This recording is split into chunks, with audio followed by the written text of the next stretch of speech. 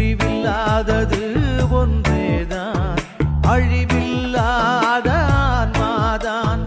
உலகமெல்லாம் எனக்காதாயம் என வாழ்ந்தவர் மகிழ்ந்ததில்லை.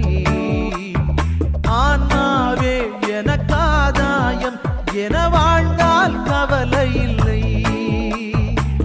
அழியும் செல்வம் சேர்ப்பதா, அழியா ஆன்மாவை காப்பதா? அழியும் செல்வம் சேர்ப்பதா, அழியா ஆன்மாவை காப்பதா? இந்த கேள்விக்கு பதிலாய் வாழ்ந்தவர் யார்?